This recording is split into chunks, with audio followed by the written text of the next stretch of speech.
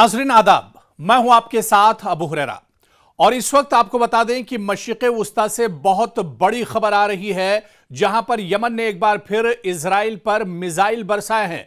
जी हां, इस वक्त बड़ी खबर आपको बताते चले कि एक बार फिर से यमन के हुसियों ने इजराइल पर मिसाइल बरसाए हैं, मिसाइल से बड़ा हमला किया है। इस वक्त की बड़ी खबर आपको बताते चले। आपको बता दें कि ठीक 2 दिन पहले ही हुसियों ने इजराइल के एयरबेस बिन गोरेन पर मिसाइल हमला किया था, बैलिस्टिक मिसाइल से यह हमला किया था और ठीक 2 दिन के बाद एक बार फिर से इजराइल के ऊपर हमला किया गया है। एक बार फिर से यमन के हुसियों ने यह बड़ा हमला किया है। आपको बताते चलें कि हुसी लगातार इजराइल के लिए दर्देसर बने हुए हैं। लगातार नेतन्याहू की मुश्किलें जो हैं हुसी बढ़ा रहे हैं। इससे पहले आपको बताते चलें कि हुसियों ने लगातार इजराइल के खिलाफ दायरा तंग कर दिया है। लगातार नेतन्याहू के लिए मुश्किलें ये हुसी पैदा कर रहे हैं और एक बार फिर से हुसी लड़ाकों ने इजराइल पर बड़ा हमला किया है। और आपको बताते चलें कि इजराइल मीडिया से ही यह बड़ी खबर आ रही है और इस हमले के बाद अब इजराइल का जो मीडिया है वो एक तरह से नेतन्याहू से चुभते हुए सवाल पूछ रहा है कि आखिर इस मिसाइल हमले जो लगातार हो रहे हैं या हुसी जो लगातार हमलावर हैं, इनकी तरफ से जो बैलिस्टिक मिसाइल दागे जा रहे हैं, इनकी तरफ से जो अटैक किए जा रहे हैं, उसे इजराइल आखिर रोक क्यों नहीं पा रहा है? नेतन्याहू आखिर इन्हें नाकाम क्यों नहीं कर पा रहे हैं? इस पर लगातार इजराइल का जो मीडिया है नेतन्याहू से लगातार चुभते हुए सवाल पूछ रहा है। इजरायली हुकूमत की फौज ने खुद ऐलान किया है, इस हमले के बारे में इजरायली हुकूमत ने बाकायदा खुद ऐलान किया है कि मिसाइल यमन की जानिब से मकबूजा फिलिस्तीन की तरफ फायर किया गया। इजरायली जराये का कहना है कि यह मिसाइल बैलिस्टिक मिसाइल था। आपको याद होगा कि 2 दिन पहले ही इजराइल के एयरबेस बिन गोरेन, जो कि हवाई अड्डा है और बहुत मसरूफ हवाई अड्डा है, बहुत इंपॉर्टेंट एयरबेस है इजराइल का, बिन गोरेन पर बैलिस्टिक मिसाइल से हमला हुसियों ने किया था। और एक बार फिर से इजरायली जराये का ही कहना है कि यह मिसाइल बैलिस्टिक था, लेकिन इस बार खतरे के अलार्म नहीं बजे। और बड़ी वजह यह है कि जब भी कोई अटैक इजराइल के अंदर होता है, इजराइल के किसी भी अड्डे पर इस तरह का अटैक होता है, खासतौर से जो फौजी अड्डा है, अगर वहां पर कोई अटैक होता है, शहरी इलाके में अगर कोई अटैक होता है, कोई मिसाइल या फिर कोई इस ड्रोन हमला होता है, तो सबसे पहले अलार्म बजना शुरू हो जाते हैं। लेकिन इस बार जब हुसियों ने यह अटैक किया है, हुसियों ने जब बैलिस्टिक मिसाइल से यह अटैक किया है इजराइल के ऊपर,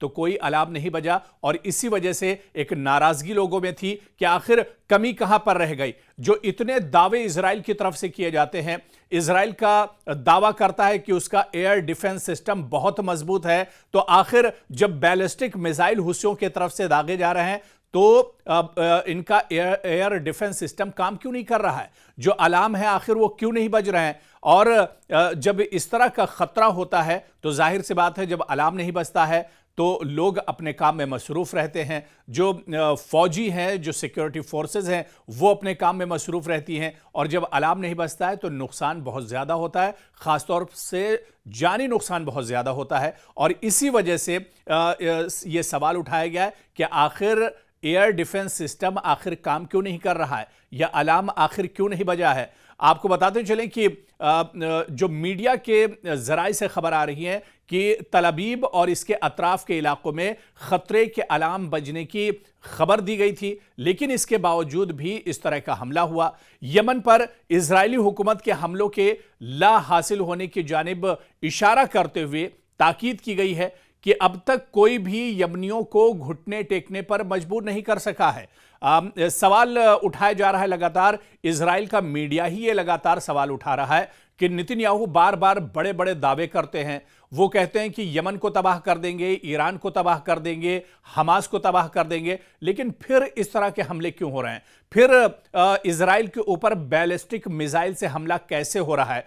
फिर इजराइल का जो एयरबेस है वो एक तरह से महफूज क्यों नहीं है? इजराइल के लोग एक तरह से डरे हुए हैं, खौफ में हैं कि कब कहां पर कौन सा अटैक और हमला हुसियों की तरफ से हो सकता है, अल-क़िसाम ब्रिगेड की तरफ से हो सकता है, ईरान एक तरह से हमला कर सकता है, और ऐसे में इजराइल की आखिर तैयारी क्या कुछ है, क्योंकि इजराइल का पूरा जो फोकस है वो गजा पर है, और इजराइल गजा पर जिस तरह से तबाही मचा रहा है, ऐसे में इजराइल की नीयत साफ नहीं है और इजराइल गजा को अपने कब्जे में करना चाह रहा है। इसी वजह से इजराइल के अंदर भी लगातार नेतन्याहू की जो पॉलिसी है उस पर सवाल उठाए जा रहे हैं। लगातार एक बड़ा तबका इजराइल के अंदर ऐसा है जो नेतन्याहू सरकार के खिलाफ लगातार नाराजगी जाहिर कर रहा है। लगातार इजराइल के अंदर नेतन्याहू की पॉलिसी को लेकर जो जंग चल रही है हमास और इजराइल के अंदर, उसे लेकर लगातार सवाल उठाए जा रहे हैं,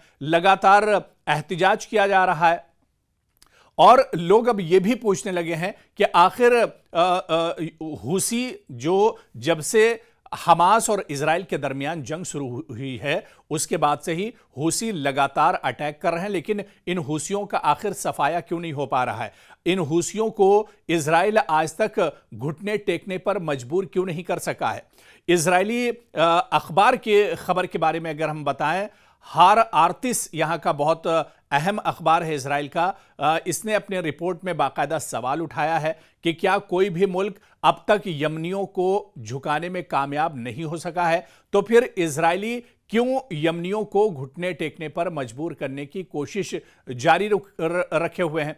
आपको बताते चलें कि अल हदीदा बंदरगाह पर हमले में यमनियों को पीछे हटने पर मजबूर नहीं किया जा सका था, और अल हदीदा जो है ये बहुत इंपॉर्टेंट बंदरगाह है। यहां पर लगातार हुसी अटैक करते रहते हैं और यहां पर भी इजराइल एक तरह से नाकाम हुआ है। यमन के सिलसिले में दाखिली सतह पर एक तरह से काम करना चाहिए। यमनी अपने दुश्मन से एक तरह से डरते नहीं हैं और इस बात पर यकीन रखते हैं कि जाहिर सी बात है वो इजराइल को पछाड़ देंगे। इजराइल एक बड़ी सिक्योरिटी ताकत है, ये पूरी दुनिया जानती है, और इनके सपोर्ट में अमेरिका भी एक तरह से खड़ा रहता है, ये भी किसी से ढका छुपा नहीं है। लेकिन इसके बावजूद भी सवाल इस वजह से उठता है कि आखिर हुसी, जिनकी तादाद बहुत ज़्यादा नहीं है, चंद हज़ार हुसी लड़ाके हैं, आखिर इनके खिलाफ इजराइल ये जंग क्यों नहीं जीत पा रहा है,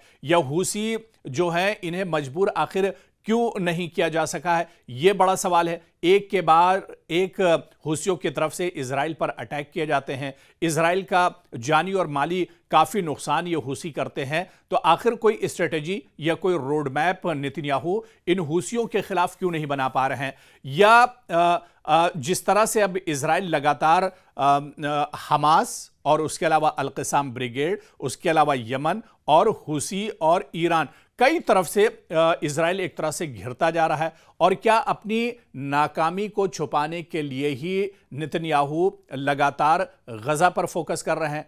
पिछले कुछ दिनों में गजा में जिस तरह से हमले बढ़ाए हैं और हमले तेज किए हैं इजराइल ने, क्या सिर्फ नेतन्याहू इसके पीछे अपनी नाकामी को छुपाना चाह रहे हैं? इस तरह के सवाल भी अब एक तरह से उठने लगे हैं।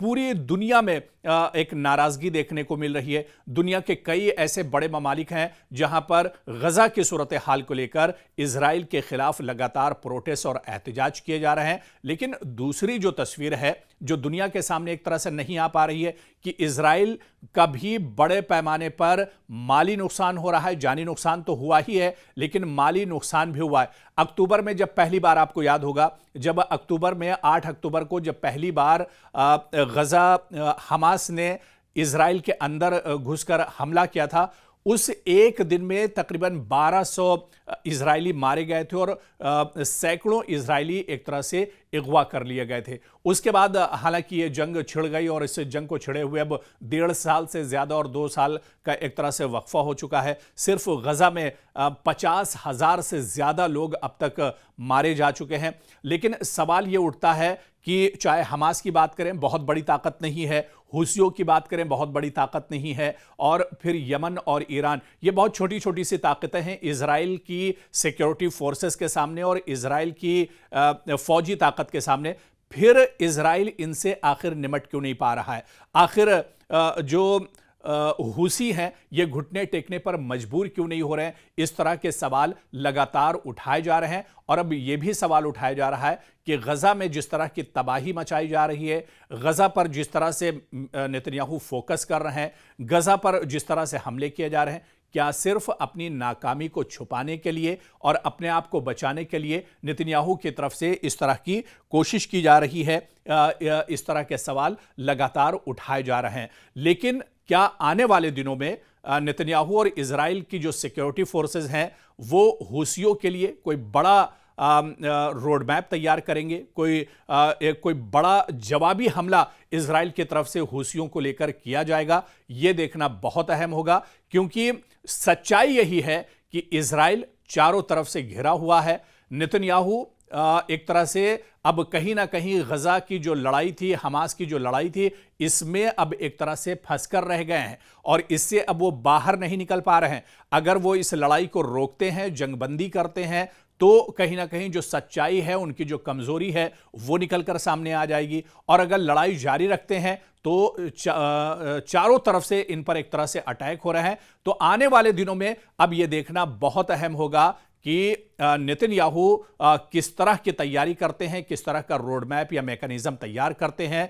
हूसियों के खिलाफ, यमन के खिलाफ, यहां तक कि ईरान के खिलाफ, क्योंकि ईरान भी कह रहा है कि अगर जरूरत पड़ी तो वो कदम पीछे नहीं हटाएगा और हर तरह से लड़ने के लिए तैयार है। तो अब देखना यही होगा कि मुस्तकबिल में मशरिक़ वुस्ता में किस तरह की तस्वीर बनती है, किस तरह के हालात बनते हैं। क्या ये हालात और ज्यादा बिगड़ेंगे या फिर आगे चलकर यह लड़ाई एक तरह से खत्म हो जाएगी और जो मंसूबा इजराइल का और नेतन्याहू का है वो दुनिया के सामने आ जाएगा?